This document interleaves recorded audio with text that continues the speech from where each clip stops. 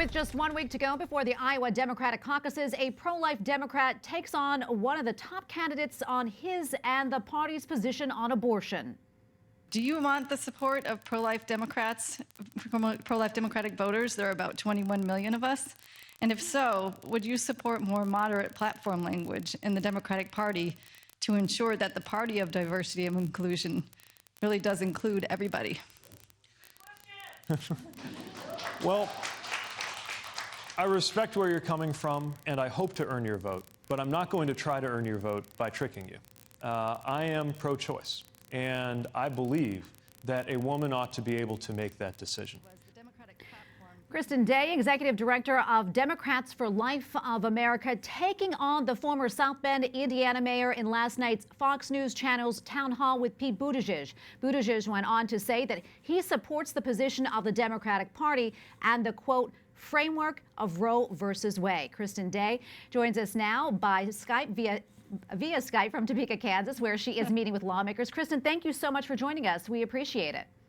Sure. Thank you for having me on. Well, I tell you, that was quite the exchange between you and Pete Buttigieg. I know you asked him two direct and basic questions. What did you think of his response? Well, the interesting thing was his response was about his position on abortion, which I already knew. And I did not ask him for his position on abortion at all. What I asked was, does he want the vote of pro-life Democratic voters? And would he be open to discussing platform language that would make the party inclusive for people like me who oppose abortion?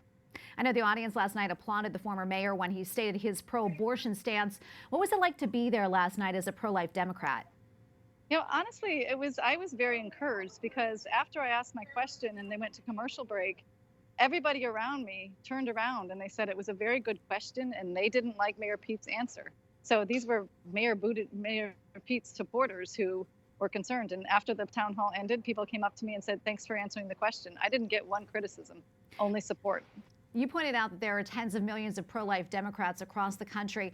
Do you think the Democratic Party as a whole is making a mistake in not addressing their concerns and maybe not taking their vote seriously? Absolutely, they are. You know, we've been marginalized for a long time. We have pulled the D lever and we've supported our party. And, you know, what we get in return now is being kicked out. They are establishing litmus tests. The Democratic Attorney General's Association has a litmus test now against pro-life Democrats. They will not endorse candidates who oppose abortion. The Act Blue site, which is a campaign site for Democrats, will not let pro-life Democrat PAC put their site up there to raise money for Democratic candidates because they're pro-life. So this is what we get in return: more litmus tests and more language saying that we don't belong.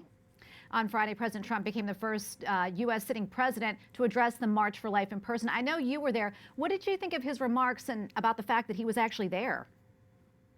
So, you know, I think from a pro-life perspective, it was a very good thing to have a sitting president come and bring attention to this issue that is important to, I mean, look at all the people who showed up for the March for Life. So I think it was good that he showed up and brought attention to the march and the fact that millions of Americans oppose abortion. You know, it was disappointing to see him criticize the Democratic Party so much, and not recognize the Democratic pro-life Democrats who were there at the march, marching in unity with which everything that brings us together as pro-lifers that has nothing to do with party, but our united belief that we want to protect babies and protect mothers and support families. The current field of Democratic candidates is still pretty broad. Are you hopeful that one of them will come forward in support of a more moderate position on abortion? And what would you like to hear from them? Yes, no, we're still working to try to find a candidate who represents our views. We hope that one of the candidates will come out and say, I want the support of pro-life Democratic voters. So we're waiting for that moment. We're continuing to go on our trip around the country following the Democratic debates and bringing our message and our whole life, pro-life for the whole life banner to all the Democratic debates, and just promoting the fact that there are pro-life Democrats within the party and we belong. Kristen, you're in Topeka now meeting with other pro-life Democrats. Quickly, what's your message to them? So our message to them is they're not alone. You know, so many pro-life Democratic legislators are attacked by their own party, pressured to vote against their conscience. So we're here to tell those the pro-life Democrats here that we stand with them. And the people that we've met here are very appreciative of to know that there are other pro-life Democrats around the country who have their back when it comes to this issue. Kristen, thank you so much for joining us. Kristen Day, Executive Director of Democrats for Life of America. Thanks again for coming on and sharing your insights. Thank you very much.